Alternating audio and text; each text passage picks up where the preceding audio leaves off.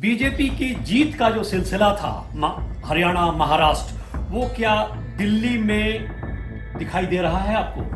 बिल्कुल, दिल्ली में इस बार भारतीय जनता पार्टी के पक्ष में माहौल दिख रहा है। बीजेपी का कमिटेड वोटर 38% है और आपका जो कमिटेड वोटर है वो 54% है। ये जो गैप है, बीजेपी इस चुनाव में किस तरीके से इस गैप को कम करने की कोशिश कर रही है? नहीं, ऐसा नहीं है। देखिए कि जब कमिटेड वोटर क्या है, लोकसभा का देखिए, लोकसभा में भारतीय जनता पार्टी की 7 के 7 सीटें हम जीते हैं। बिल्कुल। और 50% से अधिक मत भारतीय जनता पार्टी को मिला है। अरुण सिंह जी, आपका स्वागत है। अरुण सिंह बीजेपी के एक ताकतवर महासचिव हैं, संगठन के आदमी हैं और इसके अलावा प्रशासनिक कार्यभार देख रहे हैं। देश में बीजेपी की जो भी चिट्ठियां निकलती है वो इनके हाथों से सिग्नेचर होने के बाद ही निकलती है। अरुण जी, बीजेपी की जीत का जो सिलसिला था हरियाणा महाराष्ट्र, वो क्या दिल्ली में दिखाई दे रहा है आपको? देखिए, सभी दर्शकों को मेरा सादर प्रणाम, नमस्कार। बिल्कुल, दिल्ली में इस बार भारतीय जनता पार्टी के पक्ष में माहौल दिख रहा है। हरियाणा की जीत, उसके बाद महाराष्ट्र में प्रचंड जीत, यह भारतीय जनता पार्टी की हुई है। दिल्ली में कार्यकर्ता उत्साहित हैं। जनता के मन में आम आदमी पार्टी के प्रति निराशा है, क्योंकि उन्होंने 10 सालों में कोई दिल्ली का विकास किया नहीं है। इसलिए भारतीय जनता पार्टी के पक्ष में मोदी जी के नेतृत्व में सरकार बनाने को आतुर है। और मैं तो कई चुनाव में देखा हूं, इस बार कार्यकर्ताओं में बहुत उत्साह दिख रहा है और जनता का पूरा रिस्पांस मिल रहा है। अरुण जी, सवाल यह है कि बीजेपी और आपके बीच में जो मत का प्रतिशत का गैप है वो 54% और 38% है। बीजेपी का कमिटेड वोटर 38% है और आपका जो कमिटेड वोटर है वो 54% है। ये जो गैप है, बीजेपी इस चुनाव में किस तरीके से इस गैप को कम करने की कोशिश कर रही है? नहीं, ऐसा नहीं है। देखिए कि जब कमिटेड वोटर क्या है, लोकसभा का देखिए, लोकसभा में भारतीय जनता पार्टी की 7 के 7 सीटें हम जीते हैं। बिल्कुल। और 50% से अधिक मत भारतीय जनता पार्टी को मिला है। बार बार लोग कमल का बटन दबाते हैं जी। और इसलिए आम आदमी पार्टी का कमिटेड वोट इतना अधिक नहीं है, बल्कि कमिटेड वोट बीजेपी का अधिक है। क्योंकि दिल्ली में पहले केजरीवाल ने झूठ फरेब बोल करके कुछ हद तक उन वोट को अपने पक्ष में कन्वर्ट करने का कोशिश की है विधानसभा के चुनाव में। लेकिन अब जो एक लंबा समय हो जाता 10 साल का, अगर 10 साल में आप लोग कुछ नहीं किया तो कितना झूठ फरेब बोलेंगे। तो यह लोगों को समझ में आ गया है। अब दिल्ली में अगर जाके देखें तो दिल्ली के चारों ओर सड़कें टूटी हुई है। सड़क में गड्ढे हैं, गड्ढे में सड़क है, पता नहीं है, बदहाल है दिल्ली। पानी का भराव है, कूड़े का ढेर लगा हुआ है, कोई विकास नहीं हुआ।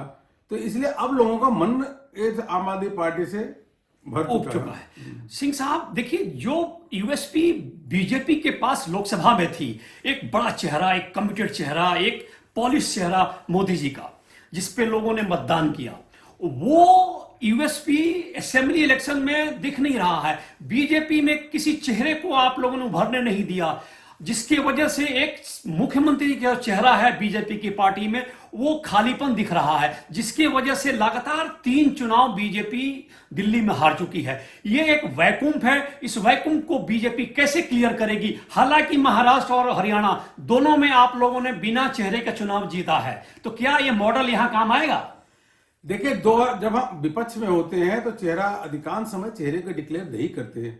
आपको ध्यान होगा अनिल जी, 2017 के जब विधानसभा के उत्तर प्रदेश का चुनाव हुआ तो कोई चेहरा नहीं था। 3/4 बहुमत के साथ हम जीते।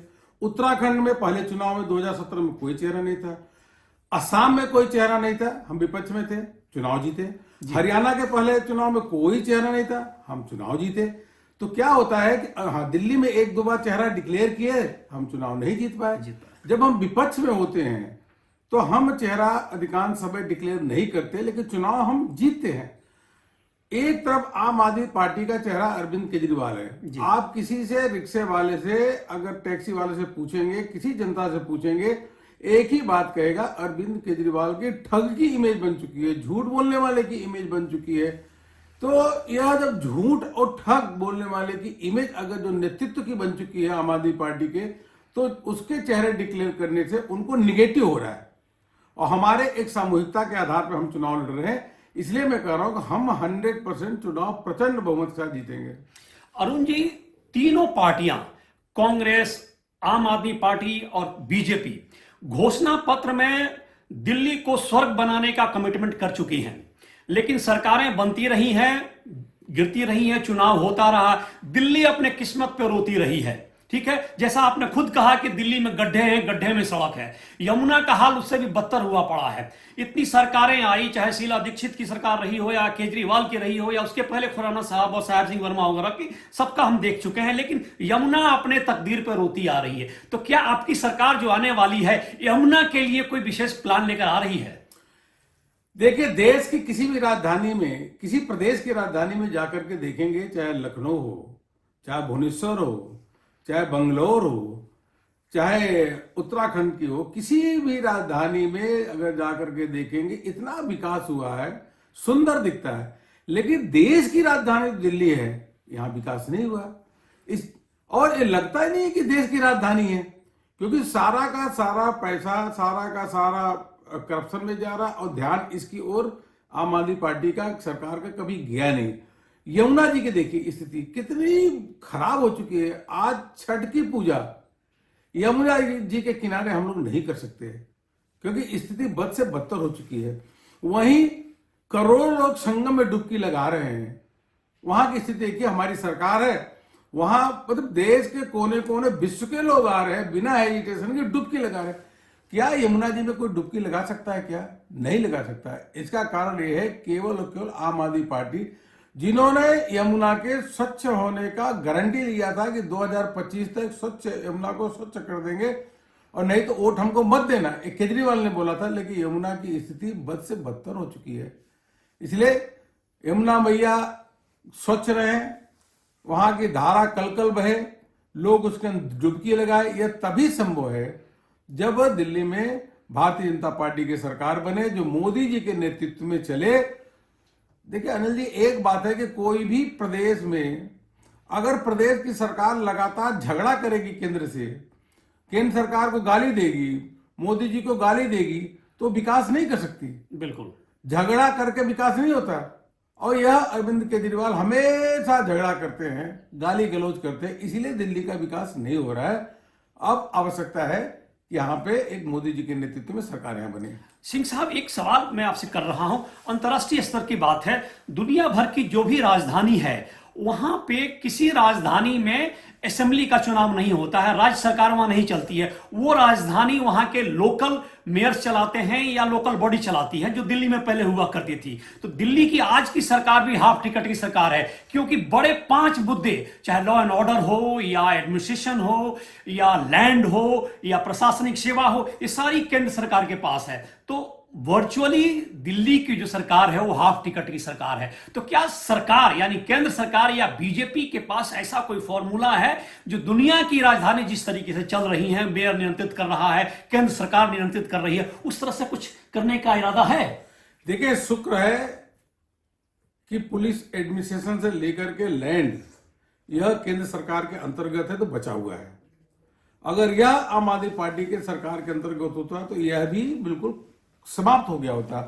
आप देखिए, जो दिल्ली की सरकार है, इनके पास इतना अधिक पैसा फंड का कलेक्शन होता है, बहुत अधिक रेवेन्यू आती है, सड़कें आप ठीक कर सकते थे, ट्रैफिक की समस्या आप से निजात लोगों को दिला सकते थे, घंटों घंटों जाम लगता है, अलग अलग फ्लाईओवर बनवा सकते थे और ट्रांसपोर्टेशन की सुविधा बढ़िया कर सकते थे।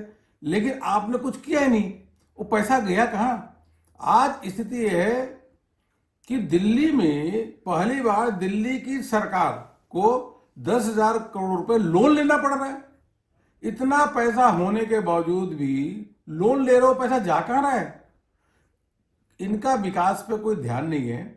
वास्तव में मैं ये कहा कि केंद्र की सरकार और दिल्ली में भी केंद्र के ही मार्गदर्शन में प्रधानमंत्री मोदी जी के नेतृत्व में सरकार बनती है, तो इससे यह संभव होगा। कुछ चीजें, कुछ डिपार्टमेंट केंद्र सरकार के पास है, कुछ डिपार्टमेंट प्रदेश सरकार में है। दोनों जब एक पार्टी की सरकार होगी तो दिल्ली का चौगुना विकास हो सकता है, फिर झगड़ा नहीं होगा, फिर एक लाइन पे काम होगा। जी अरुण जी, एक और प्रश्न आ रहा है, आप भी देख रहे हैं, दिल्ली में संभावना यह बन रही है कि त्रिकोणात्मक संघर्ष की बात लोग कर रहे हैं। कांग्रेस भी अपने बड़े बड़े नेताओं को मैदान में उतार चुकी है और जी जोर लगा के चुनाव मैदान में कूदी है। तो क्या कांग्रेस के मैदान में आने से बीजेपी की जीत डिफॉल्ट जीत के रूप में कन्वर्ट हो रही है? नहीं, हम अपनी जीत, सुनिश्चित जीत की ओर बढ़ रहे हैं। हम अपनी ताकत पे, अपने काम में, जो मोदी जी के नेतृत्व में गरीबों के लिए जो काम हुआ है, आम जन व्यक्ति के लिए जो काम हुआ है, उसके काम के आधार पे जा रहे हैं। कांग्रेस पार्टी चुनाव लड़ रही है, अच्छा चुनाव लड़ रही है, लड़ना ही चाहिए उनको, और वह उनके पार्टी का मामला है। लेकिन इतना जरूर है कि पार्टी, भारतीय जनता पार्टी के पास सबसे अधिक कार्यकर्ताओं की ताकत है तो भारतीय जनता पार्टी के पास, सबसे अधिक कामों की उपलब्धियां कोई है तो भारतीय जनता पार्टी के पास, सबसे बड़ा विश्वसनीय नेतृत्व, भरोसे वाला नेतृत्व है तो भाजपा के माननीय प्रधानमंत्री मोदी जी के पास है, सबसे अधिक स्टार प्रचारक कहीं हैं तो भारतीय जनता पार्टी के। तो इसलिए इस बार मान के उत्तर प्रदेश है, बिहार है, उड़ीसा है, सब जगह भाजपा की सरकार है, हरियाणा में भाजपा की सरकार है, तो दिल्ली में बहुत सारे लोग, इन राज्यों के लोग रहते हैं। यह सब लोगों ने मन बना लिया कि जब उन राज्यों में भाजपा की सरकार है तो यहां भी भाजपा की सरकार बनना तय है। अब आप एक बात मैं आपको ये कहूंगा कि स्वच्छ पीने का पानी, 14 करोड़ से अधिक घरों में नल से जल के माध्यम से लोगों को स्वच्छ पीने का पानी मिल रहा है और मोदी जी को आशीर्वाद दे रहे। दिल्ली में क्यों नहीं मिल रहा? दिल्ली में टैंकर से पानी आ रहा है, ये किसके फेलियर है? अरविंद केजरीवाल की। यह बिजली की बार बार कहते हैं कि मुफ्त में बिजली देते हैं। अरे भैया, प्रधानमंत्री ये अपना मुफ्त घर जो बिजली योजना है उसके माध्यम से हर घर पे सोलर सिस्टम लगाया जाएगा। 78,000 रुपए सरकार देगी, बिजली भी फ्री होगा और इस सरप्लस बिजली बेच भी पाएंगे। यह प्रधानमंत्री जी के द्वारा जो घोषणा हुई है ये तेजी से लागू हो रही है और दिल्ली में सभी घरों में यह सुविधा देने का काम हमारी सरकार करेगी। सिंह साहब, एक प्रश्न मैं पूछ रहा हूं, 10 साल से केजरीवाल का शासन है। केजरीवाल ने दुनिया भर की तमाम पार्टियों को भ्रष्ट डिक्लेयर कर दिया, ठीक है, कहा भी, लेकिन दूसरे पार्टी के लोग जेल में नहीं गए, ये स्वयं जेल यात्रा करके आ गए हैं, जिनको अनेक आपराधिक मामले शुरू किए गए, चाहे शराब घोटाला हो या इसके अलावा आतंकवादियों से साठगांठ हो, अनेक तरह के केसेस इनके ऊपर लदे हुए हैं। तो 10 साल का सत्ता के खिलाफ, जिसको आप एंटी इनकम्बेंसिव कहते हैं, वो इनके ऊपर नहीं लग रहा है? मैं कह रहा हूं लग रहा है, तभी तो लोकसभा की सारी सीटें हारे, अब विधानसभा की सीट इस बार हारेंगे।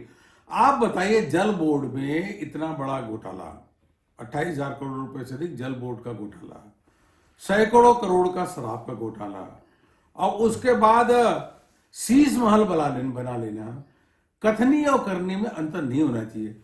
केजरीवाल जो कहते थे कि हम एक मकान नहीं लेंगे, गाड़ी नहीं लेंगे, पुलिस नहीं ले लेंगे, आज सारी की सारी सुविधा वो ले रहे हैं। सुविधा नहीं, शीश महल बनवाया, करोड़ों रुपए के पर्दे, करोड़ों रुपए के टेलीविजन, करोड़ों रुपए के मार्बल वह घर में लगा। ये आदमी कैसा है?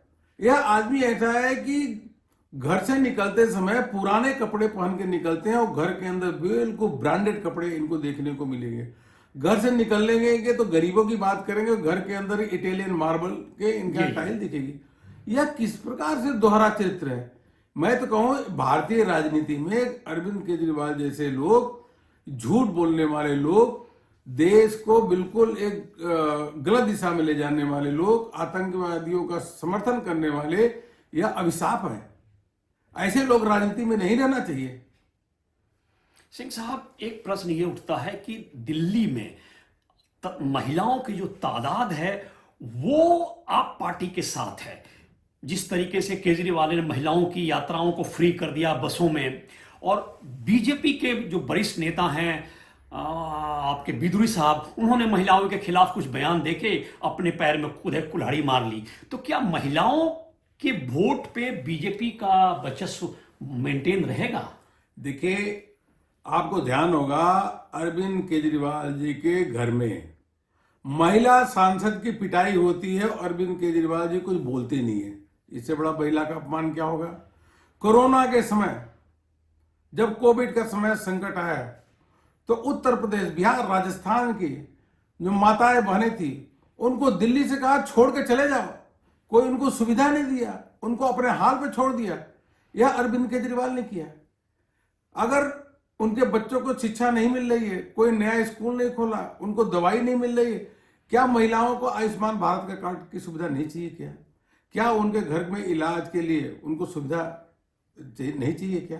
आखिर अरविंद केजरीवाल आयुष्मान भारत का योजना क्यों नहीं लागू किए? मोहल्ला क्लिनिक बोले क्यों नहीं लागू किए?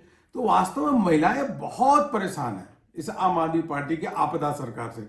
अब आपदा सरकार का आप कोई विश्वसनीयता नहीं बची हुई है, इसकी पोल खुल गई है। ये झूठा आदमी है, बिल्कुल जनता के सामने पोल खुल गई। हम लोग जहां जा रहे हैं एक तरफा महिला का सपोर्ट भारतीय जनता पार्टी के पक्ष में दिखने को मिल रहा है। अरुण जी, आप राष्ट्रीय महासचिव भी हैं। एक प्रश्न जो जनता जानना चाहती है कि पार्टी के संगठन में आजकल क्या हो रहा है। पार्टी के अध्यक्ष का चयन फरवरी मार्च तक होना है, जैसा खबरों से पता लग रहा है। तो ये प्रोसेस कहां तक पहुंच रहा है? कब तक पार्टी को नया अध्यक्ष मिलेगा? देखिए, भारतीय जनता पार्टी की लोकतांत्रिक पार्टी है और संगठन के चुनाव कहीं होते हैं तो भाजपा में ही होते हैं। हमारे बूथ के चुनाव लगभग संपन्न हो गए, मंडलों के चुनाव भी संपन्न हो गए, जिले के चुनाव अभी चल रहे हैं, कुछ हो चुके हैं। इसके बाद प्रदेश का चुनाव होगा, प्रदेश अध्यक्ष का चुनाव होगा, उसके बाद राष्ट्रीय अध्यक्ष का चुनाव होगा जी। यह चुनाव केवल और केवल भारतीय जनता पार्टी में ही होता है। आंतरिक लोकतंत्र कहीं है तो बीजेपी में ही है। ये जल्दी ये सब चुनाव की प्रक्रिया पूरी हो जाएगी। कब तक? मार्च फरवरी तक होगी या और भी समय लगेगा? नहीं, उससे पहले मेरे को लगता हो जाएगा। और बीजेपी और सांस्कृतिक संस्था आरएसएस में कोई द्वंद्व चल रहा है अध्यक्ष को लेके, अरुण जी? नहीं, ऐसा नहीं है। भारतीय जनता पार्टी के हम सब जो कार्यकर्ता हैं, गर्व है कि हम लोग भी स्वयं सेवक हैं। संघ के स्वयं सेवक होने के नाते हम सबको गर्व होता है। हम लोग जो एक ही विचारधारा से निकले हैं और हम को इस बात का भी गर्व है कि जो संघ है वह राष्ट्रवादी संगठन है। समाज की सेवा, राष्ट्र की सेवा करना उनका वह करते हैं, इसलिए समाज स्वभाव है, इसलिए समाज में बहुत बड़ी विश्वसनीयता है।